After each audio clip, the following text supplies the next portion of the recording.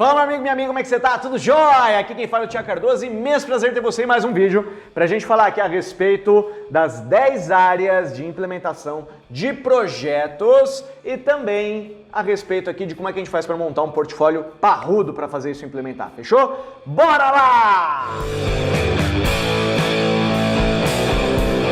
Muito bem, meu amigo e minha amiga, se você não está inscrito no nosso canal, já se inscreve porque toda semana tem conteúdo novo e caso você tenha interesse de implementar uma cultura de projetos dentro da sua empresa, criar um PMO que de fato vai conduzir diversos projetos dentro da companhia e gerar resultados significativos, entre em contato com a gente, vai ser um prazer te ajudar. Se você quer se aperfeiçoar no tema, também temos formações aqui em gerenciamento de projetos para você se tornar um especialista sobre o tema. Beleza? Bom, o nosso conteúdo aqui então, a gente vai falar a respeito de 10 áreas que a gente tem aí na implementação de projetos. Existem aí dois tipos de projetos, projetos de melhoria e projetos de desenvolvimento. Os projetos de melhoria, a gente está falando conforme a complexidade. Então, projetos mais simples, é ver e agir, geralmente é um Kaizenzinho.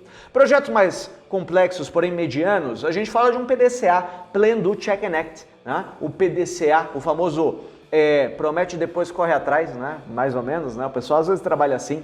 E também tem o Six Sigma, que é o DMAIC. Esses aí são os três principais que a gente tem. Quando a gente fala em projetos de desenvolvimento, a gente depende aqui da complexidade do escopo. O quanto o escopo está detalhado. Se o escopo está muito bem detalhado, eu tenho clareza do que eu quero, a gente geralmente usa as 10 áreas de conhecimento do PMI. Quando a gente tem um escopo mediano, a pessoa não sabe exatamente o que ela quer, a gente usa aí um pouquinho mais aberto isso. E a gente usa um método ágil. O Scrum é o método ágil mais conhecido.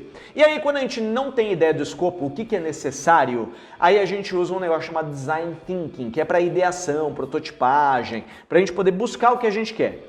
Mas geralmente, a maior parte dos nossos projetos, a gente tem uma ideia maior do que a gente quer, né? Não dá para construir um prédio, por exemplo, ou implementar um ERP dentro de uma empresa, né? Se a gente não tiver uma boa gestão de projetos, não tiver um escopo bem definido. Por isso eu vou te apresentar aqui as 10 áreas necessárias para a implementação de projetos. Fechou? Bom, primeira coisa que a gente tem, o nosso passo 1, é definir muito bem qual será o escopo. Tiago, mas por que é importante fazer uma boa gestão de projetos? Bom, porque dá uma olhada para essa notícia aqui. WEG coloca mais um carimbo no passaporte e prepara a entrada no mercado eólico dos Estados Unidos. Muito bem, é uma empresa nacional, ó, WEG, muito bem, que orgulho, né? Muito legal. Ela entrando em outro país. Isso é um grande projeto, né? Através de um mercado. Agora imagina, quantos grandes projetos vão sair desse grande projeto? Né? Implementar, de repente, distribuição aí de uma cadeia nova de fornecedores locais, se não nos Estados Unidos, ali na região da América do Norte, né? De repente até vindo ali para o México, né? Na América Latina ali para poder fazer esse apoio. Além disso, precisamos definir como é que vai ser, vamos ter só um escritório, vamos ter uma planta fabril, como é que vai ser o layout, qual que vai ser o ERP que a gente usa, como é que a gente vai implementar isso, contratação de mão de obra. Cara, olha a quantidade de projeto que envolve um grande projeto como esse. Se você não tem uma boa gestão de projetos, como é que você faz um negócio desse? Até que seja um só, por exemplo, implementar TPM dentro de uma empresa na área de manutenção, implementar WCM numa área industrial, implementar de repente o SMED ou Single Minute Exchange Die, é um projeto. Tudo é projeto, a vida é um projeto. Se você não tem clareza do que você almeja para aquele projeto, dificilmente você chega no resultado. Fechou? Vai precisar montar uma boa EAP. Você pega lá o projeto, quebra em entregáveis em pacote de trabalho em atividade e com a atividade você consegue estimar outras frentes. Utilize então uma EAP, como você está vendo aí na tela, um modelo de EAP. Depois da EAP, a gente vai para o nosso segundo passo. O segundo passo depois da EAP é a gente construir um cronograma. A gente agora tem ali o que vai fazer, fica mais fácil de a gente definir quanto tempo vai levar. Então a gente vai estimar quanto tempo vai levar cada atividade da nossa EAP. Bom, essa atividade leva 10 minutos, essa atividade leva 10 dias, essa leva 10 horas, 4 dias, 5 dias, 2 semanas. A gente estima ali o tempo das atividades, considerando uma gordurinha, certo? Ali colocando uma gordurinha pequena, entre 10 entre 5% e 10% é uma boa gordurinha, tá? E aí, claro, você vai trabalhar para poder minimizar isso. Bom, colocou ali estimativa de tempo das atividades. Quando a gente soma o tempo de todas as atividades, a gente tem o tempo do pacote de trabalho. Quando a gente pega ali os tempos do pacote de trabalho, todos eles, a gente tem o tempo do entregável. Quando a gente soma o tempo dos entregáveis, a gente vai ter o tempo total do projeto.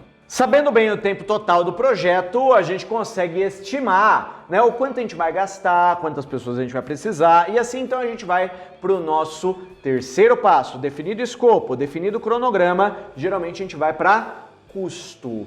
Quanto que a gente estima gastar, investir em cada uma das etapas desse projeto. Então a gente coloca lá, quanto que a gente vai gastar, estimamos custo. Para isso então você tem que ter um bom planejamento de custos. O próprio Gantt pode te apoiar se você colocar o custo de cada um ali das entregas que a gente vai ter. Vai ter que fazer um planejamento desses custos. Depois do plano de custos, a gente vai olhar algo que envolve também ali os custos, que a gente está falando de, geralmente, algo que impacta bastante, que são, passo 4, as aquisições. Quais são as aquisições necessárias para fazer esse projeto acontecer? A gente precisa, então, considerar as aquisições. Vai precisar de um equipamento, vai comprar um equipamento, vai alugar o equipamento, vai trazer esse equipamento, tem algum serviço de terceiro que a gente precisa comprar? Você já estimou o custo ali. Agora, você está trazendo aquilo e está fazendo a gestão daqueles equipamentos, serviços de terceiros, aquisições de materiais.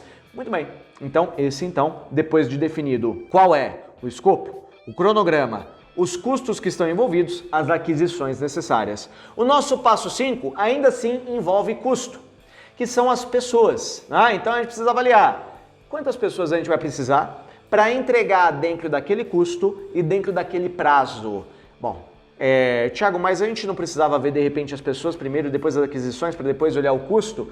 Que na verdade você vai ver que tudo está conectado. Se você define o cronograma, mas não define o custo, pode ser que tenha alguma alteração. Se você define o custo, mas depois você vai para o cronograma, talvez não atenda o prazo estabelecido inicialmente. Então, uma coisa está conectada à outra. A gente então olha custo com mão de obra, pessoas, que então o quinto passo são pessoas, né? Então, capital intelectual, então ali é gestão de recursos humanos. Então, quinto passo, recursos humanos. Bom, tenho ali as aquisições dos recursos humanos, tenho ali praticamente todo o escopo, o cronograma e custo, só que quando a gente envolve gente, tem um negócio que é o principal problema de todas as empresas, que é a comunicação, não é? Então a gente precisa ter uma boa gestão da comunicação. Esse é o nosso sexto passo. Quando envolve gente, envolve comunicação. Então é montar um plano de comunicação. Eu vou precisar falar com o meu time de quanto em quanto tempo? Eu vou precisar falar com os patrocinadores do projeto de quanto em quanto tempo? Com a diretoria, de quanto em quanto tempo? Se é o caso, por exemplo, como eu citei aqui da VEG, de quanto em quanto tempo a gente vai ter que falar com os acionistas? De quanto em quanto tempo a gente vai falar com os operadores? Ou de repente, a depender do tipo de projeto, vai impactar na sociedade, no ambiente ali. Eu preciso criar também um canal de comunicação com o entorno, com a sociedade ao redor, com a imprensa, com os moradores ali do local. Vamos supor que esse projeto seja aumentar um turno. E esse turno é um terceiro turno. Eu trabalho com equipamentos que são barulhentos. Pô, cara, como é que eu vou trabalhar com equipamento barulhento no terceiro turno e não vou impactar na sociedade ao redor? Isso pode impactar. Eu preciso criar um plano de comunicação. Esse é o nosso sexto passo. Criado então um plano de comunicação, agora a gente tem que avaliar. A gente falou que a gente vai se comunicar com uma galera, não é? Só que quem que são as partes interessadas desse projeto? Que são os stakeholders, as partes interessadas. Passo 7, definição dos stakeholders. Quem são os caras que seguram o bife? Como assim, Thiago? Se a gente separar, né, stakeholder, segurar bife, né? O stakeholder, em outras palavras, são as partes interessadas. São todas as partes interessadas. Então, o time do projeto é interessado, a sociedade ao redor é interessado, o sponsor do projeto é interessado, o time que vai receber o projeto é interessado. De quanto em quanto tempo eu tenho que me comunicar com essa galera? Quem são as partes interessadas? Definir, então, partes interessadas, a gente avança agora para o nosso oitavo ponto, que é a qual que é a qualidade esperada? Qualidade em quê? Qualidade em tudo que está sendo implementado. Qualidade da comunicação. O que são fatores importantes para ter uma comunicação de qualidade? Para que a gente tenha custos com qualidade, produtos que vão ser adquiridos, serviços que serão adquiridos com qualidade. Que a gente tenha qualidade no escopo, qualidade nas entregas, qualidade no produto, qualidade na comunicação, qualidade em tudo que a gente estabeleceu. E para isso a gente tem que estabelecer alguns padrões. O que é esperado? Bom, vamos fazer comunicação? Como é que vai ser essa comunicação com qualidade? Vai ser uma reunião? Os produtos que a gente vai adquirir, quais serão os produtos? Os serviços, o que são empresas homologadas? O que vai ser esperado a respeito disso? Então eu entro no 8º ponto, que é qualidade. E aí preciso definir a qualidade de cada um desses aspectos. Definir a qualidade, bom, praticamente já está tudo concluído. Porém, tudo isso, eu posso ter problemas com qualidade? Posso ter problemas de atraso do projeto?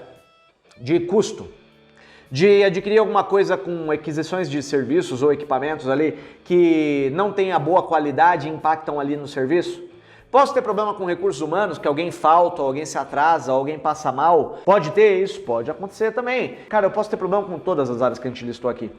Por isso, então, a gente tem o nosso 9º tópico aqui, que é os riscos. São os riscos. Que riscos aí eu preciso mapear? Uma boa ferramenta, você pode utilizar uma matriz de risco.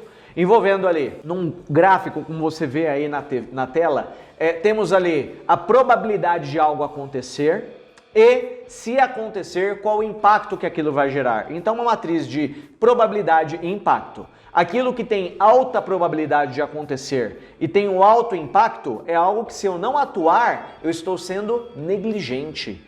Porque a probabilidade de acontecer é grande. Se acontecer, dá um grande problema, para não dizer outra coisa. Então eu preciso planejar o que eu vou fazer se isso vier a acontecer. Fechou? Bom, tem que ter esse planejamento aí.